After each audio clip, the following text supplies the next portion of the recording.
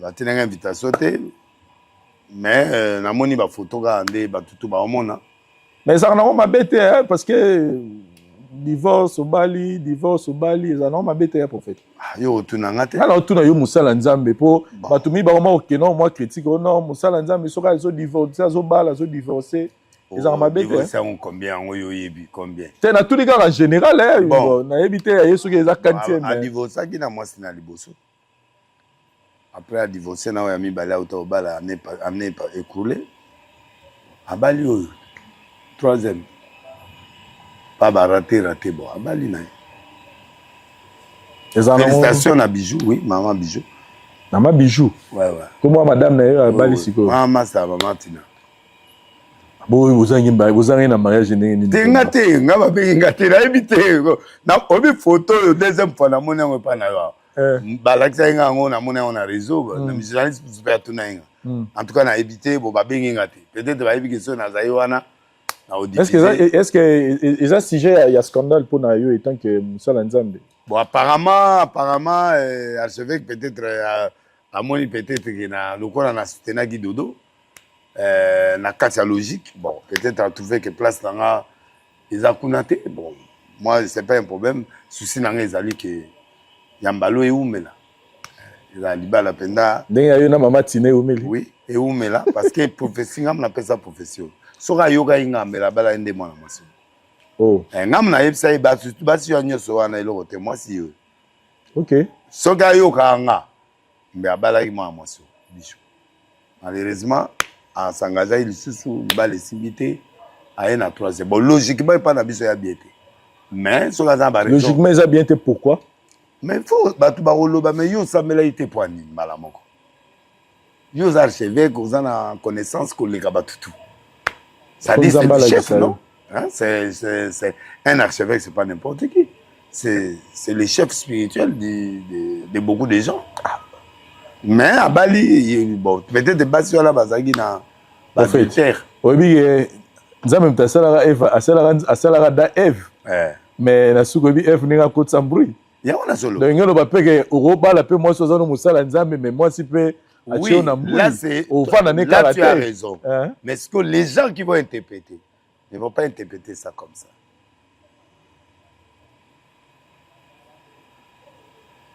tu comprends il y a un dingande na boina tina donc yo quand ça mon ba film était à mon a pétarapé mais elle est là c'est ça moi aussi je suis là bah tu peux publicité yo meilleur prophète regarde oh t'as l'été vidéo pour sur l'internet babi oza meilleur prophète il y a 2023 2010 baché yo baché prophète nani oya prophète nani pasteur apôtre Roland Dalo baché nani minga lelo mobali ya nani ya serna biso mundele hein Tatou Francis Tatou baché Francis Tatou ninga lobaki que y aura pas élection en 2023 baché Roland Dalo ninga lobaki que azomona avant l'élection mutu moko na chaise mutu moko boy baché yono lobaki que élection ozala babi seul prophétie kogisami ya prophète Denis donc prophète Denis meilleur prophète ya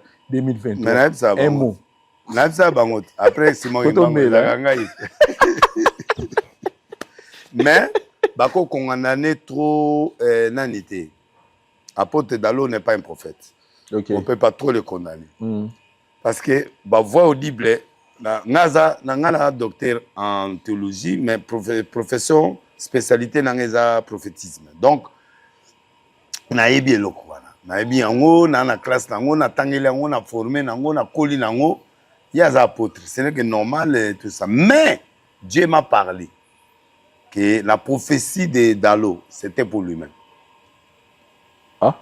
vanda bien na bandela siko prophétie au moins une prophétie au Dalo à monaki boye 4 personnes étaient dans la course il y a ça mort boye mon gars a désisté tout ça en fait Dieu m'a expliqué maintenant que cette vision là c'était pour lui pour lui-même Dalo oui et Annette Joseph Aloti 11 gerbe Fougameli gerbe nae et puis Aloti 11 étoiles et Fougameli en fait si il m'avait abordé, parce que après na mona, s'il m'avait abordé, il y a tatou à Kenya Mopanzi, mais où il y a Laurent, Nzamali Msanga, pour les gens qui vont m'écouter maintenant, c'était pour lui-même.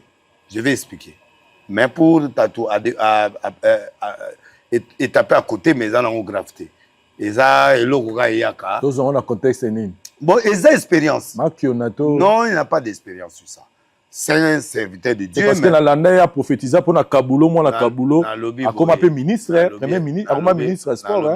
Papa. Il y a des prophéties plagiat. Et il y a des prophéties qui Félix a ma président. Prophète moi légui na bosso labi Félix a ma président. C'est un plagiat. Oroyo ka personnalité européen ngoté parce que voyez que des ça les remix.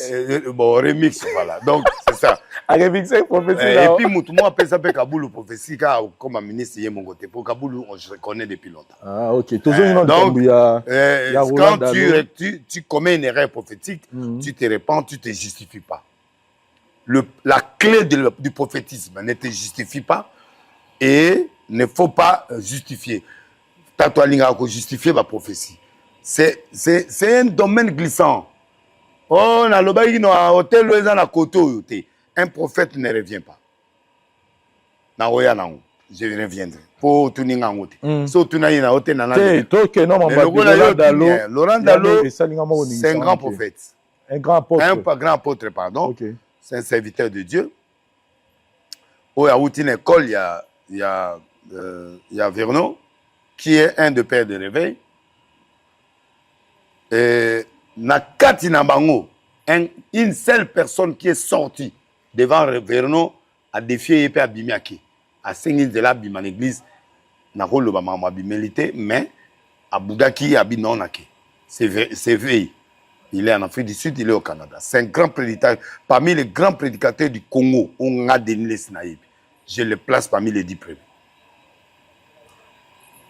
Veille, Louga et Oyo, so Tali na Canada, na Afrique du Sud, so Tuni Bawipsoye.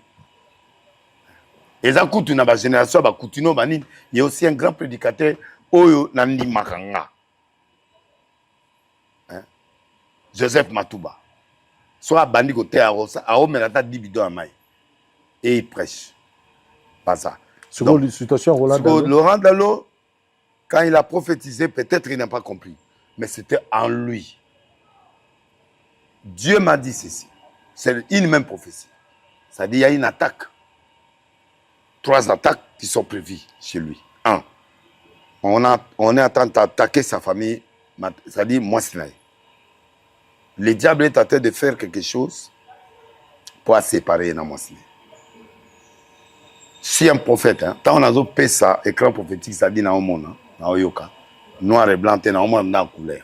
C'est-à-dire, je ne sais pas ce qui se passe, mais abondé là.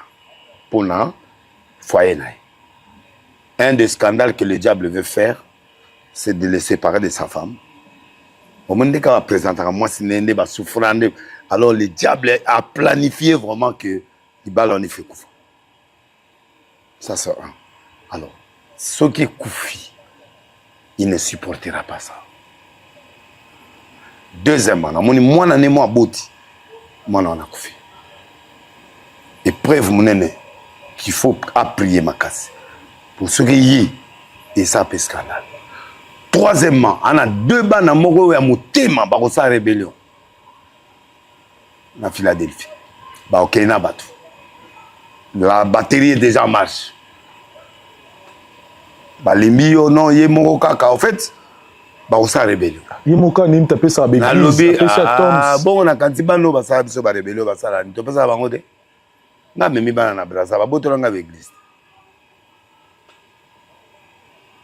Ero, bah, bloqué, il y a un côté sous Braza, te bah, kabola, moi, zimoko. Vous comprenez? Et ça, non. Choc kaponga na mafutis bilo musuna betaka. Donc, débat na mon ba osa rebelle. Ba même groupe ya ba serviteur mususu puis ba okende. Ba osa ligue na bango elongo na ba mususu. 2 mususu ba obepse réputation au moment où nous parlons. Église wana. Alors, il ne sait pas ce qui se passe. Biso doza oreille ya Nzambe. Église na bango aux États-Unis, ils ont eu problème makasi. Il y a un pasteur là-bas qui a fait des pétages là-bas, va suspendre. Donc, voilà, bah allié na ya libanda na ya kati, bah en jalousie makasi na Laurent Dalo. Qu'il a réussi, le président pris chez lui, tout ça, il n'a pas fait des efforts, mais il a prié, il a mérité ça. Mais maintenant tous ces gens-là, bah moi net Alors sikoyo, la batterie satanique est en marche pour déstabiliser son mariage. Un enfant mourra s'il ne prie pas. Rébellion et quota. Na deux propagandes déjà et c'est bandit à ceci. Au moment où on bandaka na période mon boye diacre mon boye o bakangaka ceux qui sont homosexuels et l'homme est bandandé. Et tamola na kino. Le combat n'est pas fini. Ça je m'adresse à l'apôtre. Je sais que Nazana obédience na yote. Je suis désolé mais pour pas na batumi baloba ke baloba ya divertisseur c'est pas grave. Il y a tant à yote mais baloba bazwango ba commission ki aloba na yo. Te aloba na nga. Obo maté. Te nga ko consommer te la mona lo bien ko te nga toi ba ça biso la bongo. Et un divertisseur tout ça ba ni kamote. Kamote problème ya te. Mais awanga na opia prophétie na monter malam. Je donne un écran prophétique confirmé par un autre grand prophète français, confirmé par un autre prophète américain Mounene. Avant le beloko, ça dit que quand je leur ai parlé, ils m'ont montré ça. Vous avez un contact avec un prophète, un américain. Oui, un prophète, aussi na moni likambo avant de publier. Donc, cinq discernement. Un américain, un prophète américain. Un prophète français. Oui. Na maman moko boy azala na nyuki na mboka. Toguta nebe kol moko o bakanga mutela mba pour pesa koma mutu. Yepé. Alors, donc esprit de mort les alikona. Mais esprit on les a dit il y a des événements choquants au ya ozwa. Alors tant événement ne ko yela hier pap et ko risquer choc à makasi. Yango amona ki chaise roulante. Mususu omona ki cercueil. Quelqu'un peut piquer une crise après de grandes déceptions. Alors na sengiye ba papa kelani ba bato yo yebi ke baza crédible. Benga bango ba sa prière pour esprit en ekende ceux qui ba benganité so ba bondeli yangote c'est un écran prophétique et pour la ranangote et ane de naïb ça qu'un jour Kabila rentrera ou son esprit na répétera batango un écran prophétique c'est pas une prophétie directe c'est un message que j'ai vu que j'ai pris le temps de voir et de demander encore de revérifier. Quand on a l'obagi que tout le monde dépasse dans sa rébellion, c'est un écran. Caméra obima, c'est un écran prophétique. Biloko tout na mona les écran et ratate. Ya mama chala mona ko lobara. Na loba mama chala. Donc nazo tabule ndemba Franco yembi azo yembane. Esprit de mort tout ça. Nazo senga na papa Laurent avec beaucoup de respect le travail que tu as fait. C'est un combat qui t'a dit qu'on t'impose. Et dans ce combat là, Dieu m'a dit seulement deux choses. Qu'il y a deux choses que tu as instituées à l'église. Oh, nzamba c'est pas une honte. Biloko mi balé moko salaki.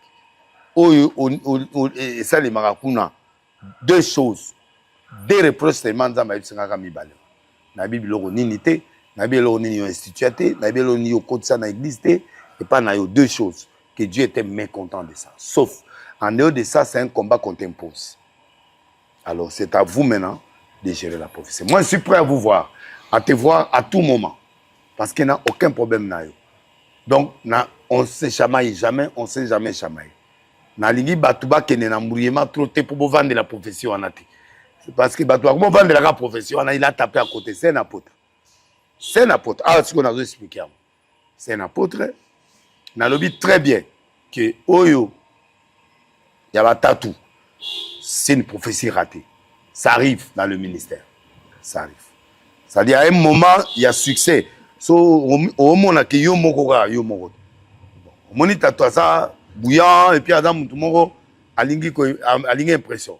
Alors dans l'impression il y a des erreurs qui entrent. Au moins batem na brakata bra bilo mo boy o batu ba ko aborder te mais lui il aborde ça. Bon on a tout expliquer après. Neta oya na TV, j'ai vu un ange avec qui je sors, cet ange là m'a accompagné dans la chambre. Bilo on a moni que lo on a détruire on a niveau moko que Paul a lobby, même si un ange qui vient du ciel, qui t'a formé autre chose. qu'il soit considéré comme anathème. Mais il y a débat, mon prophète et belé va fâcher. Tu vois? Mais on est dans le domaine en physiologie. Non, on a pisté. On a compté dit, il y a un éclairci. On a une télé. On a tout la question. Puis somme 91. Le somme c'est David. Ah bah aucun malin t'arrivera, il donnera des ceux qui les anges. Na lobi boye. Voilà domaine na ote. Te na tout na yo. Na ina ne domaine na te. Tanga angéologie. Na zo tout non. Na tanga angéologie. Ça dit que il y a des anges déçus. Bah ange à Satan baza. Il y a des anges. Oui, non, il y a aussi des anges bah librabis bazali. Oh bah yekola ba on a serre occulte. Na Babylone on est na ba science occulte. OK. Ba démon mongo ba ange mo ba servera batu. Ba zebele. Pierre tango azali na prison. Ange mo ayaki afongoli prison tibaki. Ayeka pas délivrer aki. Mais à communiquer na yé. OK? Là c'est notre démon. Maintenant on lukaye. Toi moi na lukaye. Pour ça, débat. Pour tout la question, comment bazo ramboka? Na répondre que déjà premier point. Si on a 22 points, il faut appeler ça. Voilà. Donc moi je crois que et puis n'atteignant pas trop rigueur pour en faire une affaire d'État. Le problème c'est que nous prions pour Laurent Dalo. Il y a des épreuves qui arrivent. À Ouda au père de papa, il y a des épreuves qui arrivent. Alors il faut tout soutenir dans ma prière. Très bien. Message général à tous les hommes de Dieu. Tout ce qui va ici. Tout ce qui est science quitte, tout ce qui est manquiona, tout ce qui est fausseté. Dieu m'avait dit ceci. Un grand politicien mourra. Il mourra dans 2024 d'ici là. Soit à Koufi, signe ou à il y aura, Dieu va se retourner vers l'église congolaise. Il va frapper fort dans l'église. 2024, les années m'a pour tout n'ingate. 2024, fais-moi la somme. 2, 0, 4. 2 plus 2, plus 0, plus 4, ça fait 8. 8, c'est un mauvais chiffre. Double épreuve. Donc, ça, année moko, sans Dieu, tu ne peux pas réussir. Tout le monde a le kouta, dans le mensonge, et dans la politique, et dans l'église, Dieu va l'humilier. Dieu va humilier les politiciens, Dieu va humilier les pasteurs, Dieu va humilier beaucoup de gens. Et ça, préparez-vous à ça 2024. 2023, ils ont année bien. Mais 2025, 24, ils ont fausse année d'humiliation, année à batou. Ils ont frappé fort dans le Congo, bateau va occuper ma peuple. Ils ont l'église, ils ont les musiciens, ils ont pas. Même, j'attends même dans le bon de la ma casse maison. Est-ce que un grand musicien, star moi mon nez. Prophète, pardon.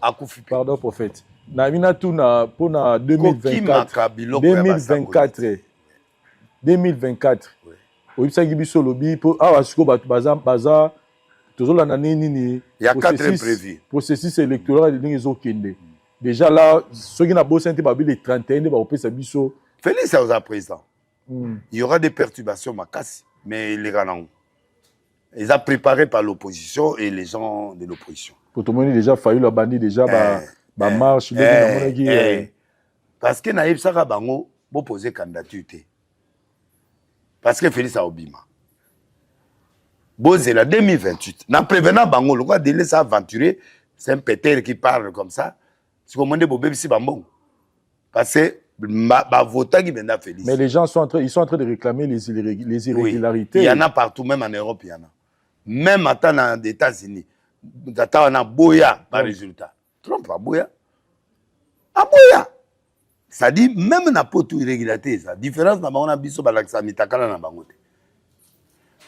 Bon, dit ma défaite avec sportivité pour Malo, pendant va voter pendant président, va voter pendant Félix. Angaza en danger, ce badouba bakabila ba posaki.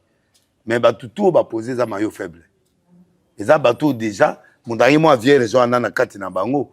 Et ça qui nani, na ipsaka yo qui imprévu moi oya. Na ipsaka binot.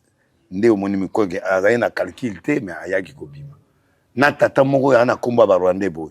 Komba kifu boy. Wa musulman wana. On va zo maka 4e ou 3e. Yé. Bozo sous-estimé mais moi na mutata na zo ya malembe. Abanda bana période ya Kabila. Abima kaka candidat wana. Mais c'est un musulman. Candidat wana bah doit sous-estimer mais yo ya matin à 3e place Sogoro Robo comme mon so yande ngala. Voilà. Donc bref, il y aura un épisode logozali. Il y a 4 imprévus comme ça le en 2024. Et 4 imprévus ne sont des choses que les Congolais n'étaient pas préparés à voir, mais on verra ça. Et Félix se sortira avec beaucoup de points même à Obima. Pour Moutouba qui n'a pas noté ce qui n'a été Félix à Obima. Le yenge gozala, oui. Maintenant, biloko yo mona Numbiazaro Loba. Les gens ne comprennent pas. Numbi n'était pas venu pour un Obama président. Mais c'est un plan d'annonce qui veut dire Moutazo Ouyi Bananda qu'on a au prévenir. Et ça l'a raté. Donc bref, il y a un plan diabolique où ils allient. Quel est le plan? On veut attaquer le chef de l'État. Mais qui sera l'auteur de beaucoup de choses où on va attaquer le chef de l'État? Ça sera des serviteurs de Dieu. On permet de ça. Oui, vas-y. Ce sont des serviteurs de Dieu. Il y a un aïe président. Comme ça, confiance dans Moutanzambe soute. Linga bango, prier na bango, salo yogo sala. Mais sache une chose, que ce qui peut arriver un jour ne proviendra pas d'un politicien, ça proviendra d'un pasteur. Pourquoi? Parce que le pasteur congolais est très faible en argent. Et ce sont ces gens-là qui seront comme la base, qui donneront la passe pour Bassa Omabe. Mais Dieu ne permettra pas que Bassa Omabe. Na kebisio déjà. Peut na prévenir. Ah, on a besoin de qui n'est pas président. Na lobby nanga. Et qu'on ne pas Bassa Lanzam. Alors faites attention aux serviteurs de Dieu. Président Robimanaï, na plan satanique qui soit bimi après quelques mois attaque bandi. Parce que l'opposition et les gens de l'opposition, leur plan était de perturber le pays par des guerres civiles, par des choses, par néomoni, par déclaration aux Oranakatanga, et défendez votre liberté, donc, il va créer des sécessions, de façon qui va créer faiblesse à Félix pour permettre que Nani, pouvoir naïe, il est négociable. Président Kangamoutem. Voilà. Voilà, merci beaucoup. Et prie beaucoup pour ça. Et je crois que j'ai parlé en tant que prophète des nations. Voilà. On a expliqué 2024, on a expliqué musicien, mon père Okoya. Ce qui 2024 était 2025. Mais mon père Okoya, grand musicien, il y a beaucoup. Ça, je parle ici en tant que grand prophétique. Donc, de 2024 ici, Tito Kemba 2025, 3 ans, Oyo. Maintenant, il y a un musicien, moi, mon Nénézali, il y a l'Isekite. Ah, c'est repenti. Ah, Lukanzambe. Répands-toi, sinon tu mourras. Mort, moko, ou ekozala, est inexplicable. Tu dois comprendre dans mon thème, Moutakoufi. Ça, j'ai dit. Et je vous remercie. Bon, Nanayo, la révélation est belle, c'est fort. Pourquoi? Parce que, oyebinga bien. Oyebinga na ebio yo po oyebinga. Très bien. Ozawa no ebige loko yo. Ouais. Loko yo. Na yebi. Pour faire ta prophétiser la Jeep 2 semaines avant la somba. On somba Jeep asika. La mola kayo nire. Allo balma mo za la cité. Mais ta la somba nga mo la bi. Oh bezo. Et puis pour tout moi ebsenga likamuno na poto. Ebsenga lobi. Si pour na bino bomona kaye nira sanga baji. Abi o prophétiser mangamo ya muzi ya liwa muze. Oui na loba. Abo loba abi ya landa yo na TV et tout ça. Na loba me ba na kenda ti pa ya nani oyo edi kapen na benga ye na biba mamoyi bakangi yo muze akufi alobi na nganga na soda so bakangi ezaka musalanga atiki na bengi pe na yebisi ya mutaner leta bi papa yo kelanga mawo ngai mukozi aner mais yebanga ngokinga na mungala par rapport na pouvoir basawili na kosani après tant na komi na Paris pa muze akufi. En fait, j'ai parlé pendant 2 mois sur 3 mois à la TV. C'est pas un problème. Et ça sert à Oloba. Ce qui arrive, tout bon là. On m'a dit dans le lobby comme apôtre. Dans le lobby, on va critiquer ou appeler prophétie à côté, c'est un apôtre. Mais prophétie, on a par contre. Et ça y est. Et il y en a eu pour Nani. Parce que par rapport à ce qui va arriver. Tu comprends? Nandi Botier Nassé. Mais quand de yoyoki ngana yo to pesi ba prophétie ma kasi na mboko omoni angonde to kenayo ya mama chala ngo toujours oloba ngona mona ngo ne ozoloba ke mama chala mo la nzemba yembi ya lwambo ezane nazo mona nde esprit yo mo benzamba zo tombolo makasi. Amen prophète. Webi 2024 ezane na yo. Amen.